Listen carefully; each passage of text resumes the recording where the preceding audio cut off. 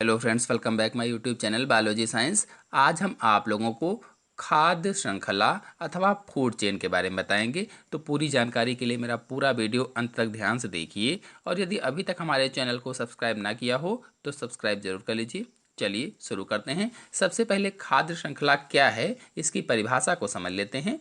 तो भोजन या ऊर्जा संबंधी आवश्यकताओं के आधार पर पारितंत्र में विभिन्न जातियों के बीच संबंध को खाद्य श्रृंखला कहते हैं, अथवा इसे ही आहार श्रृंखला भी कहा जाता है। यानी खाद्य श्रृंखला को आहार श्रृंखला के नाम से भी पूछा जा सकता है, अथवा अंग्रेजी में कहें तो फूड चेन कहते हैं।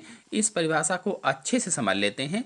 तो पिछले वीडियो में मैंने आपको बताया था कि पारितंत्र अथवा पारिस्थितिक तंत्र अथवा इकोसिस्टम में अलग अलग प्रकार के जो जंतु होते हैं वे अलग अलग तरह से पोषण करने के लिए एक दूसरे पर निर्भर रहते हैं, आपस में एक दूसरे पर आश्रित होते हैं। और भोजन से जुड़ी सभी जरूरतों के आधार पर जो पारितंत्र होता है, जो इकोसिस्टम होता है, इसमें जीवों के बीच में आपसी संबंध को ही खाद्य श्रृंखला कहा जाता है।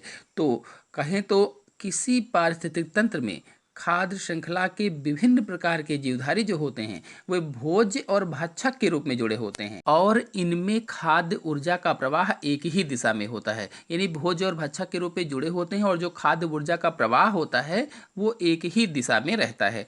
कुल मिलाकर कहा जाए तो पारितंत्र में उत्पादक और उपभोक्ता के बीच पोषण के लिए एक निश्चित संबंध होता है। जो उत्पादक हैं हरे पौधे और जो उपभोक्ता हैं उनको खाते हैं, तो उनके बीच में पोषण के लिए एक निश्चित संबंध होता है।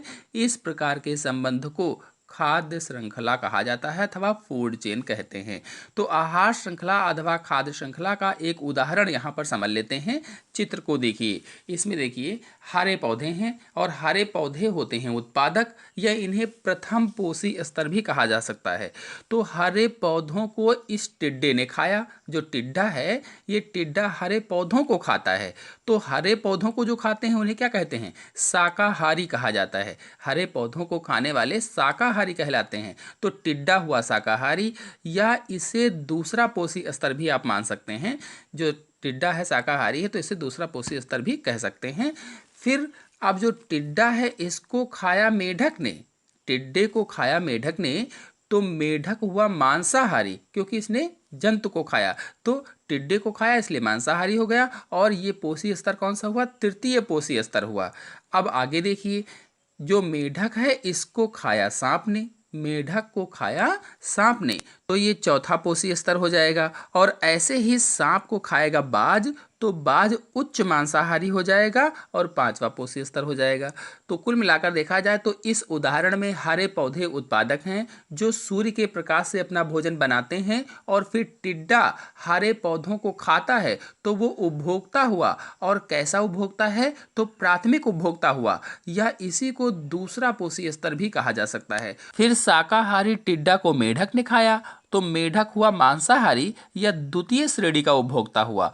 और फिर मेढक को सांप ने खाया तो सांप भी मांसाहारी है, लेकिन ये तृतीय श्रेणी का उपभोक्ता हुआ।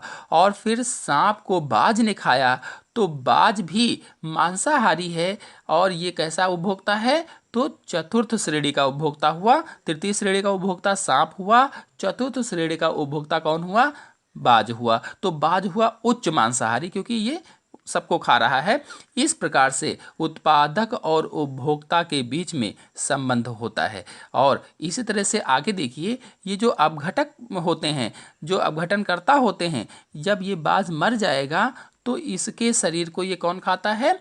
ये जो अपघटन करता है, सूक्ष्म जीवाणु हैं, सूक्ष्म जीव हैं, ये इनको खाकर खत्म करते हैं। तो इस तरह से ये पूरी फूड चेन चलती रहती है, और इसी संबंध को ही, इसी श्रृंखला को ही आहार श्रृंखला अथवा फूड चेन अथवा खाद्य श्रृंखला कहा जाता है। ये जो एक क्रम बन गया है एक दूसरे को खाने का, तो इसी को फूड चेन कहा जाता है। श्रृंखला मीन्स जो लाइन, चेन, क्रम जो हो गया है, तो खाद्य श्रृंखला अथवा आहार श्रृंखला अथवा फूड चेन इसी को कहा जाता है।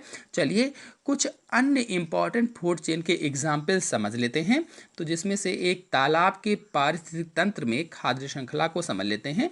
तो एक तालाब का पारिस्थितिक तंत्र जो है उसमें खाद्य श्रृंखला कैसे चलती है देख लेते हैं। तो पहला है इसमें जो शैवाल हैं, शैवाल क्या हैं, उत्पादक होते हैं, क्योंकि ये हरे पौधे होते हैं और सूर्य के प्रकाश के द्वारा अपना भोजन बना लेते हैं, इसलिए ये क्या हुए, उत्पादक हो गए। अब इनको खाया जलीय पिस्सू ने, जो जलीय पिस्सू होता है शैवालों को खाता है। तो जो जलीय पिस्सू है वो उपभोक्ता हुआ, और कैसा उपभोक्ता, तो प्रथम श्रेणी का उपभोक्ता हुआ।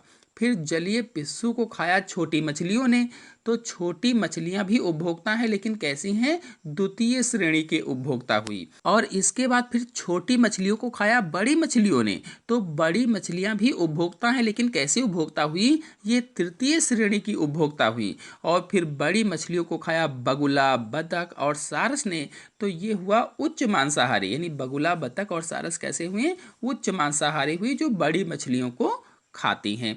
तो इस प्रकार से एक तालाब के पारिस्थितिक तंत्र में खाद्य श्रृंखला शैवाल वाली जो मैंने बताया चलती है। ऐसे ही तालाब के पारितंत्र का अगर दूसरा उदाहरण देखा जाए तो इसमें हरे जो पौधे होते हैं, हरे पौधों को खाते हैं कीड़े मकोड़े। जो हरे पौधे हैं उत्पादक हैं, उनको खाते हैं कीड़े मकोड़े। और कीड़े मकोड़े क्या हुए, उपभोक्ता हुए। फिर कीड़ों मकोड़ों को कौन खाता है, मेढक खाता है। तो मेढक क्या हुआ, ये द्वितीय श्रेणी का उपभोक्ता हो गया। इसी तरह से जो मेढक को खाएगा वो तृतीय श्रेणी का उपभोक्ता हो जाएगा। तो इस प्रकार से एक तालाब के पारतंत्र में जो खाद्य श्रृंखला है वो चलती रहती है, फूड चेन चलता रहता है। चलिए अब घास स्थलीय पारतंत्र की खाद्य श्रृंखला को देख लेते हैं। जो घास स्थल हैं वहाँ पर खाद्य श्रृंखला कैसे चलती है।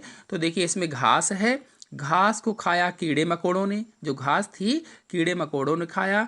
कीड़े मकोड़ों को चिड़िया ने खाया, और चिड़िया को किसने खाया, बाज ने खाया। इस तरह से ये खाद्य श्रृंखला चलती है। तो घास हुई उत्पादक, कीड़े मकोड़े हुए प्रथम श्रेणी के उपभोक्ता, चिड़िया हुई द्वितीय श्रेणी की उपभोक्ता, और बाज हुआ जो उच्च श्रेणी का उपभोक्ता या मांसाहारी हो गया।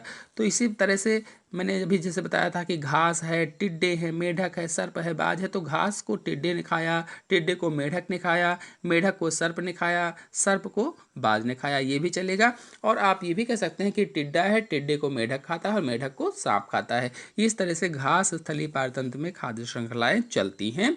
फिर अगर देखा जाए वन पारितंत्र में खाद्य श्रृंखला, वन पारितंत्र में खाद्य श्रृंखला को देख लेते हैं, फूड चेन को देख लेते हैं।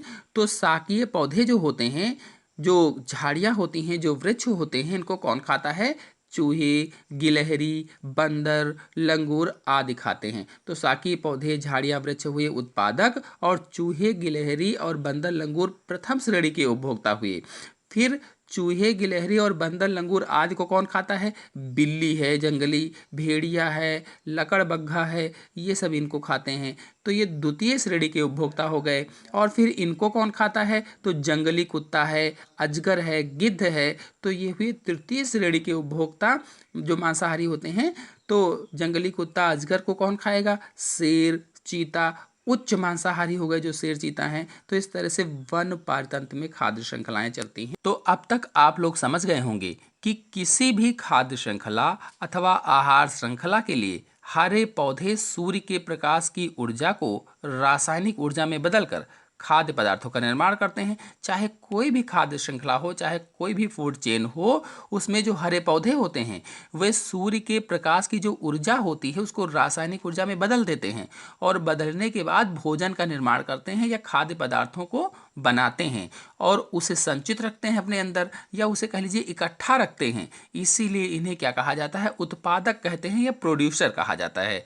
फिर शाकाहारी जीव इनसे अपना भोजन प्राप्त करते हैं। जो शाकाहारी जीव होते हैं, जो प्रथम श्रेणी के उपभोक्ता होते हैं, शाकाहारी जीव कहलाते हैं। इसलिए उन्हें प्राथमिक उपभोक्ता कहा जाता है। यानी शाकाहारी जीव उत्पादकों से अपना भोजन प्राप्त करते हैं, इसलिए प्राथमिक उपभोक्ता हुए, और इसीलिए इन्हें शाकाहारी भी कहते हैं अथवा कंज्यूमर कहा जाता है अंग्रेजी में।